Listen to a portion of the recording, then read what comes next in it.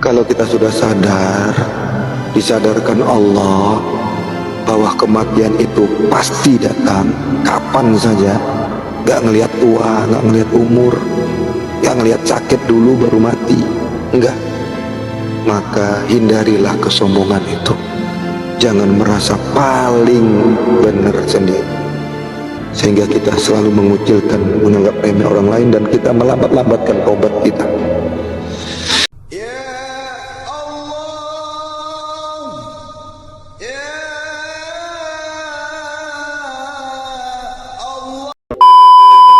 Ampuni maksiat mulut kami, ampuni setiap kebohongan yang telah kami ucapkan, ampuni seandainya mulut ini melukai ibu bapak kami, ampuni jikalau dari mulut ini banyak orang yang tersakiti. Jadikan mulut ini mulut yang jauh dari berkata dusta, ya Rabb.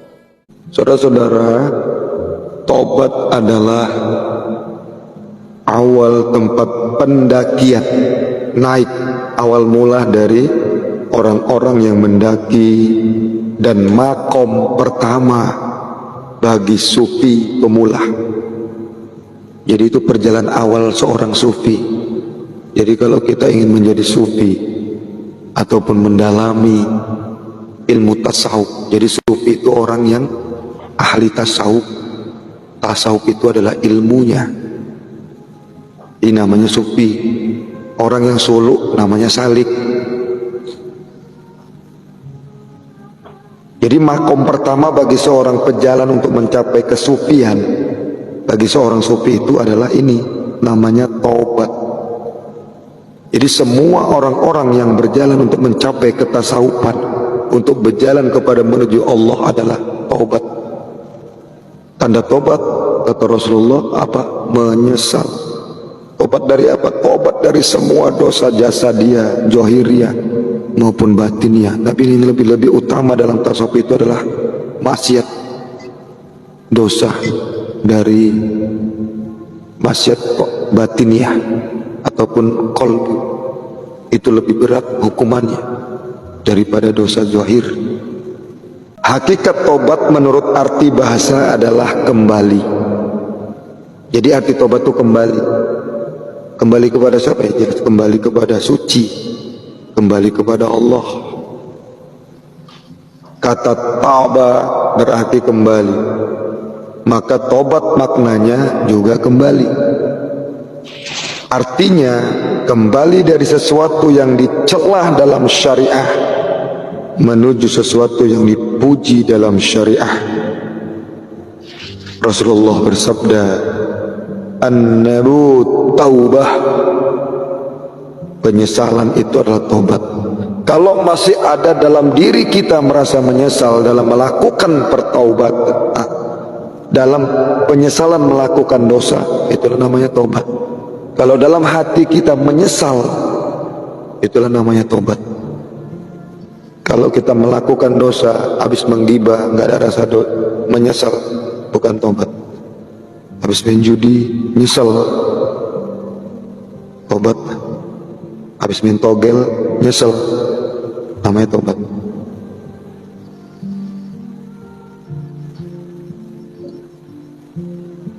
Orang-orang yang berpegang teguh pada prinsip-prinsip ahli sunnah mengatakan agar tobat diterima diharuskan memenuhi 3 syarat. Ini syaratnya. Apa syarat tobat itu? Pertama, menyesali atas pelanggaran-pelanggaran yang pernah diperbuatnya. Kedua, meninggalkan jalan licin. Apa maksudnya jalan licin itu? Kesesatan. Jadi jalan licin itu namanya artinya kesesatan. Jadi kalau dengar nanti meninggalkan jalan licin, itulah artinya jalan kesesatan.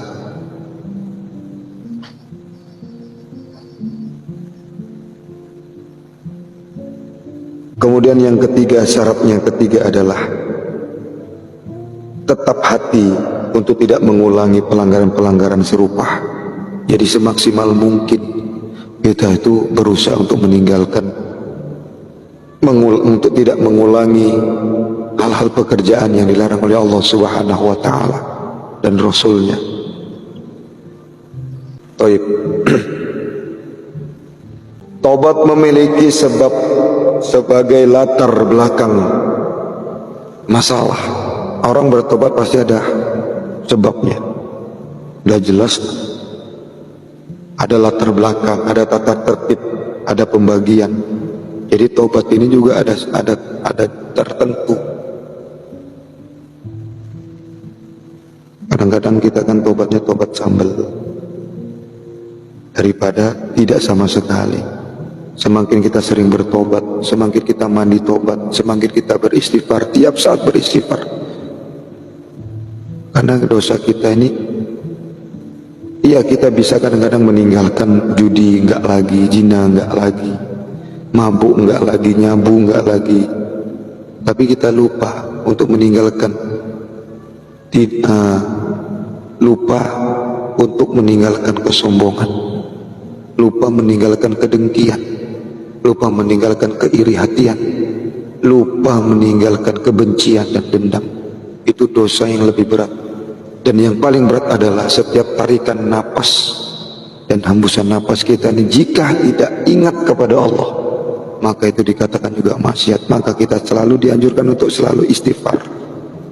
Istighfar, latihannya belajar tarikan napas, hu Allah, dimulai dari zikir qalbu, Allah, Allah, Allah. Kita kan selama ini nggak nyangka. Kita cerita, kita berkumpul, cerita ngaji, tapi kita lupa sama Allah. Apa maksudnya itu tadi? Setiap hembusan tarikan nafas kita tuh lalai dari mengingat Allah. Itu udah maksiat, itu udah dosa. Rasulullah SAW aja nggak pernah meninggalkan istighfar. Dalam riwayat yang satu 70 kali beliau itu beristighfar kepada Allah. Dalam riwayat yang lain 100 kali dalam satu hari satu malam. Rasul yang sudah dijamin masuk surga, yang dosanya sudah diampuni, yang lalu diampuni Allah, hari ini diampuni Allah, yang akan datang diampuni Allah. Rasul kita yang gak ada jaminan apa-apa untuk istighfar pun gak mau. Kita yang gak punya jaminan apa-apa untuk beristighfar pun malas.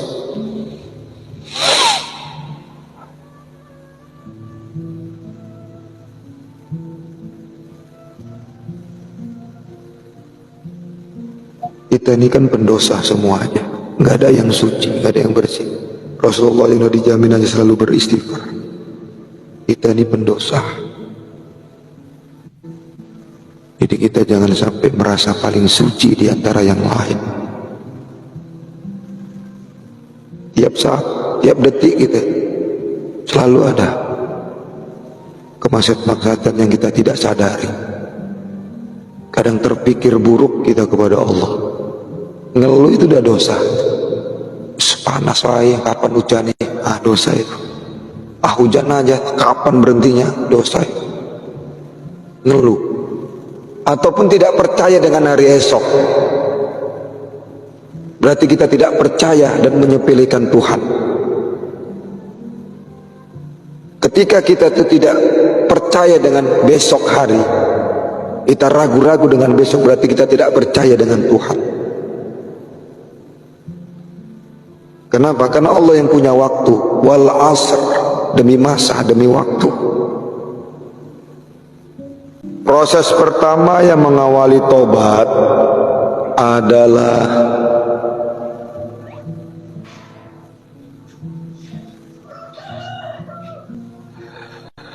keterjagaan hati.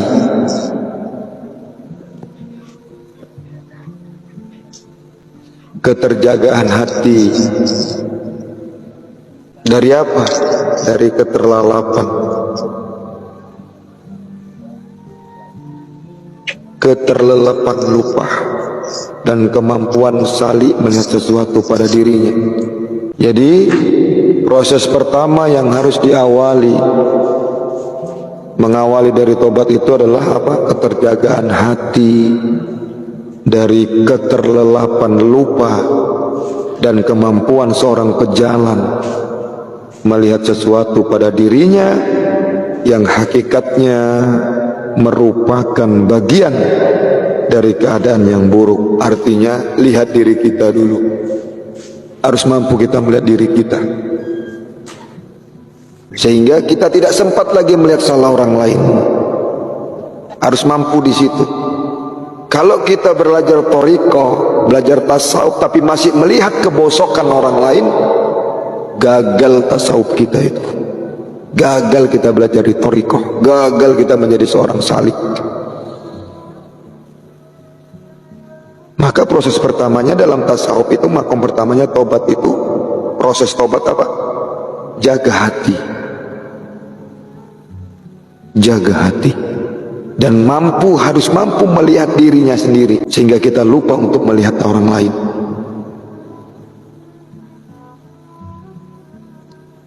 Proses awal yang mengantarkan pada tahapan ini, saudara, tidak lepas dari peran taufik. Apa taufik itu? Arti taufik itu adalah petunjuk. Jadi peran taufik. Dengan taufik Allah inilah salik mampu mendengarkan suara hati nuraninya tentang larangan-larangan Allah, larangan-larangan al-haq yang dilanggarnya. Kalau dia nggak ada taufik, dia nggak akan bisa mendengarkan hati nurani, mana larangan, mana perintah. Jika dengan hatinya seseorang berpikir tentang keburukan perilakunya dan melihat kenyataan-kenyataan negatif di dalamnya, maka dalam sanubarinya timbul kehendak untuk taubat. Selalu kalau merasa dia nyesel, merasa buat salah, astagfirullah, langsung dia mandi taubat, sholat taubat, istighfar dia banyak-banyak.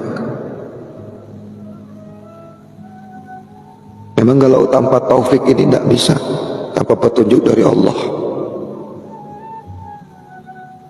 Tidak akan tahu isi hati nuraninya, teguran-teguran hati nurani. Dia akan bertekad melepaskan diri dari semua perilaku buruk. Maka al-haq, Allah akan menyongsongnya dengan siraman cahaya keteguhan, tarikan dalam rangkuhan pengembalian dan penyiapan sebab-sebab yang mengantarkannya pada realisasi taubat. Maka realisasi langkah pertama adalah hijrah ataupun meninggalkan kawan-kawan yang buruk. Jadi itu langkah pertama. Jadi umpamanya kita mau tobat nih, kita harus meninggalkan yang dulunya kita berteman dengan orang-orang yang mengumpulnya mabok, nyabu, tinggalkan itu. Biarin aja dia, mereka bilang kita sombong, ya udah alim. Amin, dibilang alim, begitu aja. Hai Pak Haji, amin, begitu. Jangan kalah kita dengan omong. Justru itu doa. Awalnya muslimah yang awalnya tidak berjilbab, mau pakai jilbab, dibully, masuk alim, asal pakai jilbab masih mau joget-joget, masih lumayan pakai jilbab mau masih joget-joget. Belajar hijrah awal, daripada ada joget-joget kita pakai jilbab.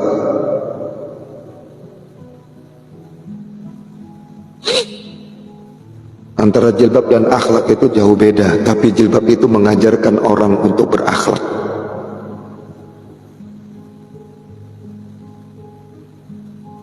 Biarin aja, soalim ya amin, bilang gitu.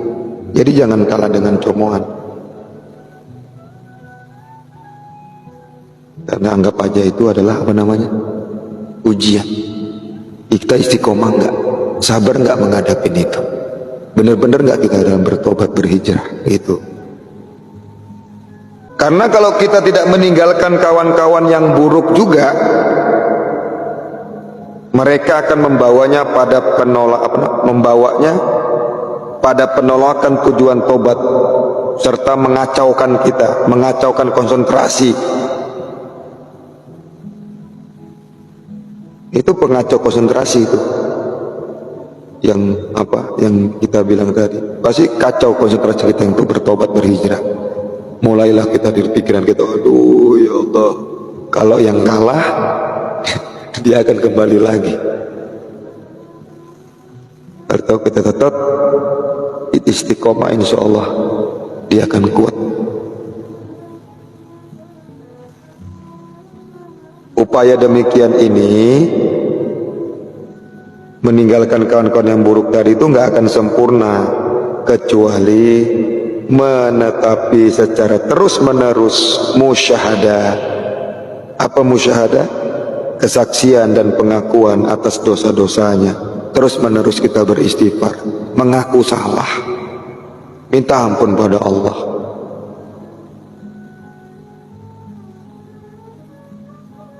Pengakuan yang membuat kecintaannya untuk bertobat selalu bertambah tiap saat bertobat, karena Allah mencintai orang yang bertobat. Kalau kita ingin dicintai Allah, sering-seringlah bertobat. Besok buat lagi tobat lagi. Besok buat lagi dosa, tobat lagi. Semakin banyak tobat kan Allah makin cinta daripada tidak sama sekali. Hari ini kita tobat, nanti habis dengarkan ceramah ini buat lagi dosa, tobat lagi. Musyahadah ini akan untuk bisa menambah kecintaan kita kepada tobat, selalu bertambah motivasi-motivasi, mampu mendesak untuk lebih menyempurnakan tekad tobatnya dalam bentuk penguatan rasa takut dan harap. Yang dulunya keras jadi cair. Sering tobat itu mencairkan mencairkan hati. Sikapnya mulai berubah, tegas, menunjukkan pengembalian jarak dari larangan-larangan agama. Kecenderungan untuk mengikuti hawa nafsu udah mulai dikekangnya. Akhirnya semua jalan yang mengantarkannya pada kesesatan ditinggalkan.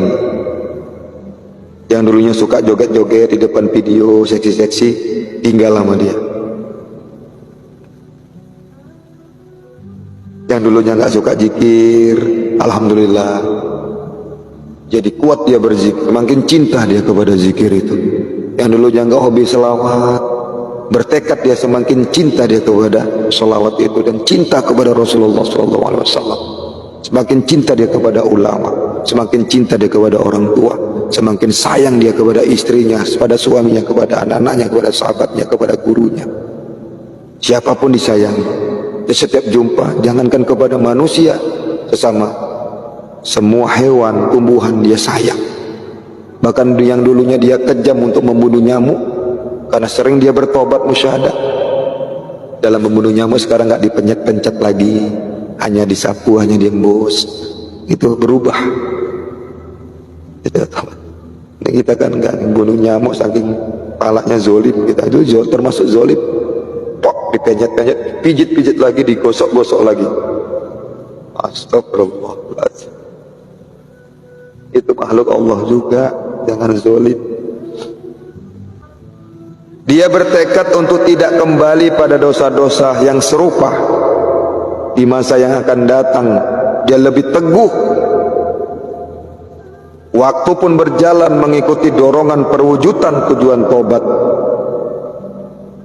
Maka dia harus melewati makom pertama ini, tobat. Sesungguhnya realisasi tobat yang sesuai dengan tekadnya adalah penetapan diri pada jalan yang tepat. Dan jika upaya tobat sekali dua kali mengalami kemunduran, maka hal seperti ini pun jumlahnya banyak. Karena itu nggak perlu kita putus asa.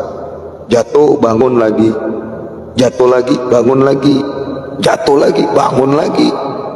jatuh lagi, bangun lagi. Jadi jangan putus asa. Justru semakin kita tadi yang sudah saya sebutkan, justru ketika kita sering bertobat, maka peningkatan kualitas tobat itu semakin kuat dan memang harus diperkuat. Likulli ajali kitab. Sesungguhnya setiap ajal punya ketetapan. Walikulli umatin ajal dalam ayat lain. Maka segeralah itu masuk, segeralah bertobat. Karena setiap kita ini punya batas waktu. Gak ada yang kekal. Gak ada yang kekal. Kematian itu misteri. 3 yang disembunyikan. Waktunya, tempatnya, keadaannya. Gak tahu kita ini. Tempatnya di mana kita mati. Waktunya kapan kita. Gak ada yang kekal. Gak ada yang kekal. Kematian itu misteri. 3 yang disembunyikan. Waktunya, tempatnya, keadaannya. Nggak tahu kita ini. Tempatnya di mana kita mati. Waktunya kapan kita mati. Dalam situasi apa kita mati.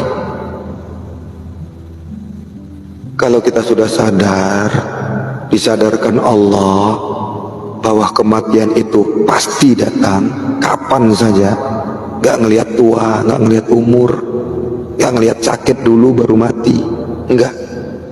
Maka hindarilah kesombongan itu. Jangan merasa paling benar sendiri sehingga kita selalu mengucilkan, menganggap remeh orang lain, dan kita melambat-lambatkan tobat kita.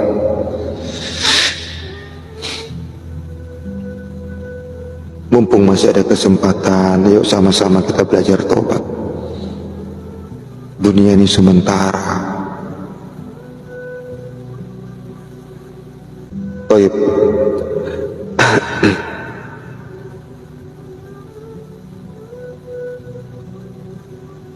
Nabi Adam alaihissalam itu kesalahannya cuma sekali.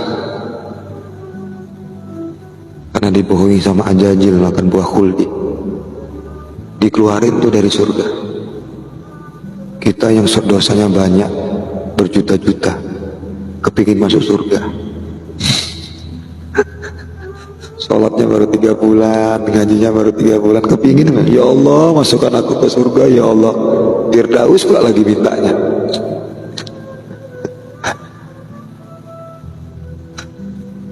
Mintanya surga Firdaus tadi. Jangan dulu ke situ. Kita ibadah itu lillahi ta'ala saja. Karena Allah. Gak pantas kita masuk surga nih kalau dipikir-pikir. Dan gak mampu pula kita masuk neraka. Jadi akhirnya apa? Mintalah kepada Allah supaya Allah itu ridho.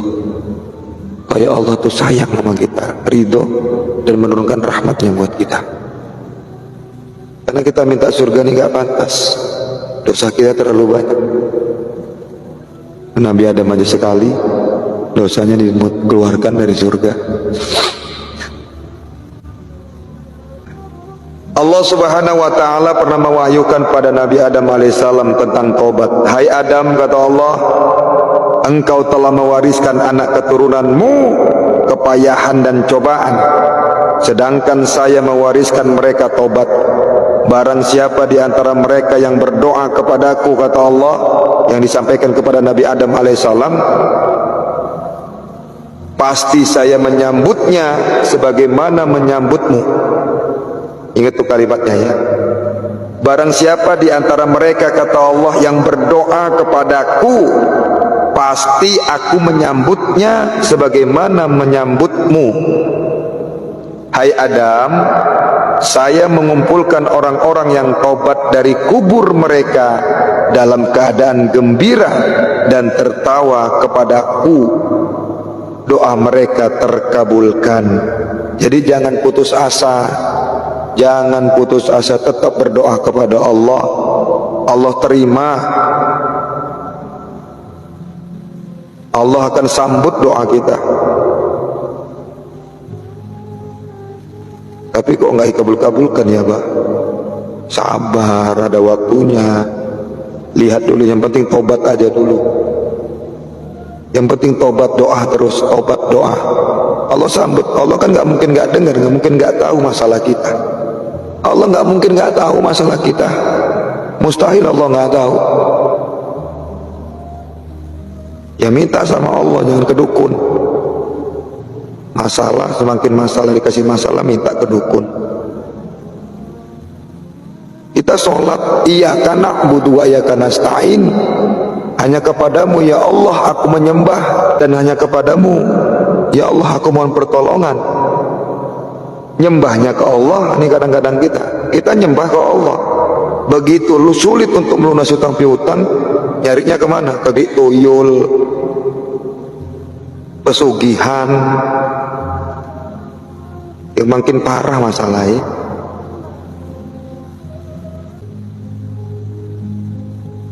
Jadi jangan putus asa, tetap kita berdoa, tetap kita jangan putus asa deh pokoknya.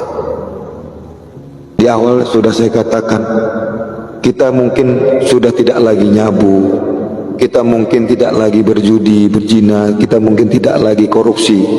Tapi ingat, yang harus kita ingat adalah kita sering melupakan, meninggalkan, untuk tidak meninggalkan kesombongan. Kita lupa untuk meninggalkan itu. Ataupun setiap tarikan napas, hembusan napas, kadang-kadang kita lalai untuk tidak ingat kepada Allah. Maka itu yang paling penting. Maka belajar kita terus untuk membiasakan kolbu kita Allah, Allah, Allah, sampai nanti otomatis kepada zikir tarik, zikir napas, tarikan dan hembusan napas, hu Allah, hu Allah, sampai tidak merasa bernapas lagi. Yang ada adalah rasa, sampai hilang rasa, yang adalah kelenyapan. Dan disitulah tidak bisa diceritakan lagi bagaimana kita cintanya kepada Allah. Lenyaplah diri kita. Bukan Allah itu bersatu kepada makhluk. Jadi pengertian manunggaling kalau Gusti itu bukan Allah itu masuk menyatu kepada makhluk, tapi makhluk itu lenyap, hilang, musnah, tidak ada.